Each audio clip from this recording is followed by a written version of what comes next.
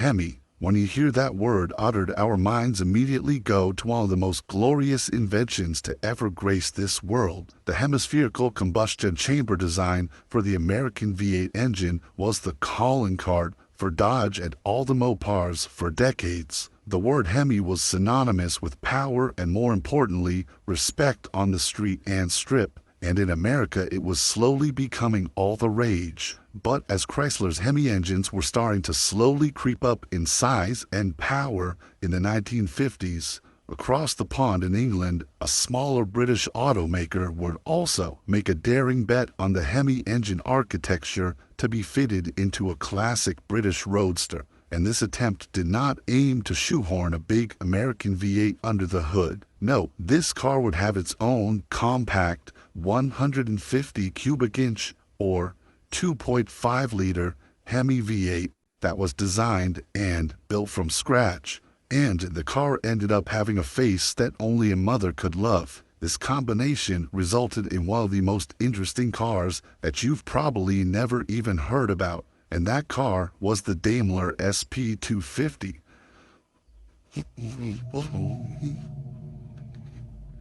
In this instance, Daimler Company Limited was the company who would produce the SP250. Now, if that name rings a bell to you, that's because you may have also heard of Daimler as the German automaker who was a pioneer in the early automotive industry and who sold their first car around 1892. The late 1890s were a time when the automobile was truly in its infancy, and companies like Daimler and Benz released some of the first commercially available motor vehicles in the world. Now,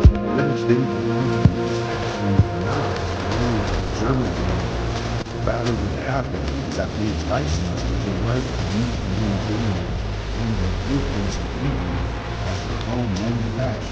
in 1896. Fast forward, and they became one of Britain's leading automakers in the first quarter of the 20th century, producing everything from public transportation vehicles, passenger cars, and even the cars for the royal family. The Daimler name carried weight from its royal connections in England, but decades of rather poor management, world wars, and material rationings left the English Daimler in a very precarious spot. They had been acquired multiple times, and by the 1950s they were owned by the British Small Arms Company, or BSA for short. Now, BSA was becoming an English conglomerate who also purchased various motorcycle manufacturers like Triumph. BSA's internal accountants looked at the books for Daimler and they saw the money that they were bringing in, and they knew it just wasn't enough. They needed something to help revitalize the dying brand, especially because right around this time, Daimler lost their preferred status for the royal family's fleet, which was a major blow for the brand.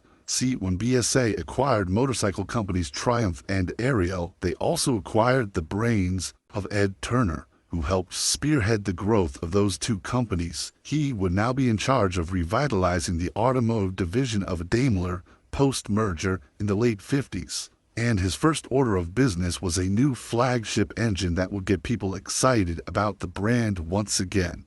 The V8 was all the rage in America, and with their own British spin on it, Turner believed that Daimler could create a new versatile power plant for the entire Daimler line. The idea was to do the work engineering one core V8 engine that would be available for two applications: a smaller, lighter weight V8 for sports cars, and a larger big bored brother that would be used in the Daimler staple of larger executive saloon cars. This new V8 engine that Daimler would go ahead and create was an absolute gem of a little motor, and for the period it was pretty much about as cutting edge as you could get. The smaller version of the engine would end up displacing a mere 2.5 liters, which is absolutely tiny for a V8. But this engine in the late 1950s was fitted with aluminum heads, double valve springs, aluminum pistons, and a hemispherical combustion chamber. Yep, that's right, the Brits had taken a note from the Americans and built their own Hemi V8.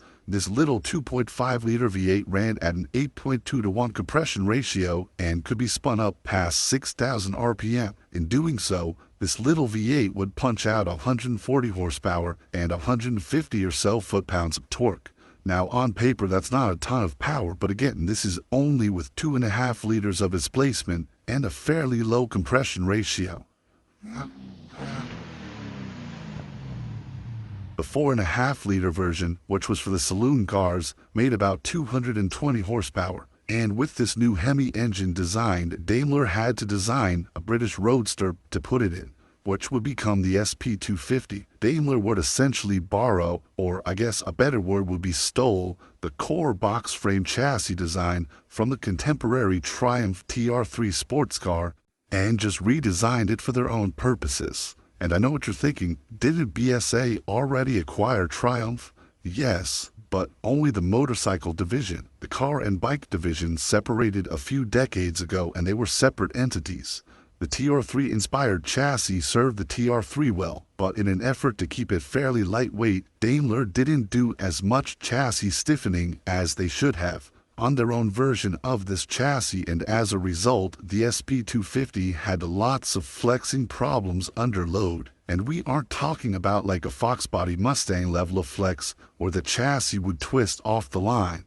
No, we're talking like doors could potentially pop open in very hard turning scenarios. Yeah, yikes. Suspension-wise, the SP250 would again utilize very similar to the Triumph TR3, a front suspension setup with independent upper and lower control arms. The rear suspension was a traditional leaf spring setup that was underslung, which meant that the frame rails under the car actually went below the axle. A major pro for the Daimler SP250 chassis, though, was its use of front and rear standard disc brakes, which was very uncommon for the time and helped provide excellent braking performance. What wasn't excellent, though, was the styling. The Daimler SP250 was supposed to be this new flagship sports car for Daimler, but to be honest, it just looked a bit quirky and kind of off. Compared to other cars at the time like the AC Ace or the MGA, the SP250 just didn't look as put together. Now, allegedly, the design of the SP250's lightweight fiberglass body was rushed so they could ensure display at the 1959 New York Auto Show, and you can almost tell it was rushed. I would love to hear your thoughts on this in the comments down below, but to me it almost looks like the front and rear ends of the car were designed separately, and they weren't really designed to flow that well together. The front end is very rounded off and has a catfish-like look to it with its headlight placement and grille shape. I think that the grille is a bit overstated and the car would have likely benefited from a much simpler design and a lack of front bumper. Yet the back of the SP250 is very Sunbeam Alpine looking with its fins, which I do like the look of. It's just that I don't really feel the front and rear end match well together. I think Daimler took inspiration from cars of the day that were selling well and kind of mismatched them together to create their own weird hybrid that didn't look super cohesive. So as a band-aid, they added these external side body lines to try and tie everything together. I think with the front end changes that I mentioned, as well as a rear end redesign to something more akin to the Alfa Romeo Duetto, I think from a styling perspective, then we could even call the SP250 a good-looking car if those changes were made. But again, let me know in the comments down below. With its controversial looks, the overall consensus at the New York Auto Show was that it was ugly. Unofficially, people called it the ugliest car there. Now, initial road tests of the SP250 were promising. With a sub 10-second 0 to 60 time and a relatively decent handling, the car definitely outperformed its looks by a large margin. The 2,000-pound SP250 was tossable and it was fun to drive despite its heavy and not super communicative steering. The 4-speed manual transmission was smooth and shifted effortlessly, and a 3-speed automatic could also be had in certain markets. A 358-to-1 rear gear ratio was a great sporty middle ground for acceleration and good top end for the SP250, which would end up topping out at 124 miles per hour, which was considerably faster than the TR3 that was the benchmark.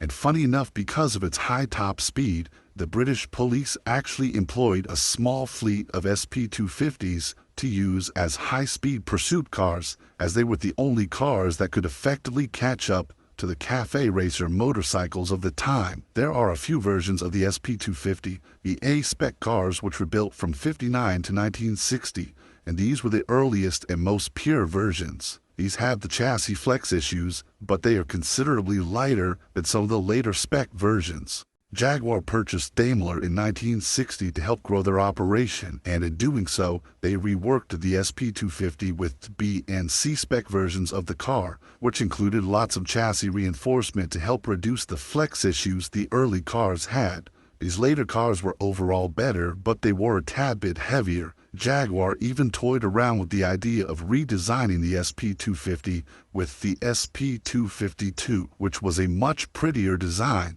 But with the launch of the E-Type Jaguar, the SP252 seemed like a way to split their focus away from the car that would end up becoming such a runaway success for Jaguar that it didn't really make sense to do so.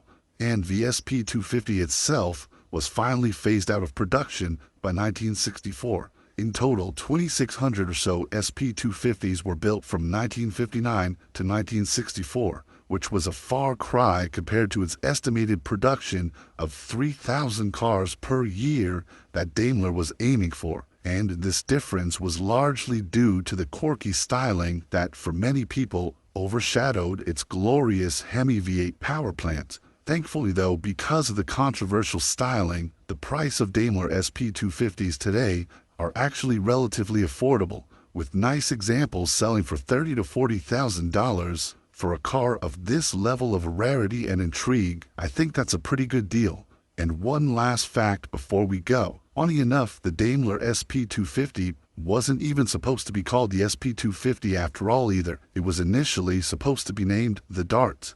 But Dodge, who was the only other company mass-producing Hemi engines at the time, owned the rights to the Dart name and politely told Daimler to rename their car or face absolute onslaught from Dodge's legal team. This is not an important part of the Daimler SP250 story, but it was a cool fun fact that I wanted to share. And thank you all of you for watching another episode of our Rare Cars documentary series. If you enjoyed this video, we would greatly appreciate it if you could drop a like and also share this video with other enthusiasts. Also, again, please make sure that you are subscribed to the Rare Cars YouTube channel and smash that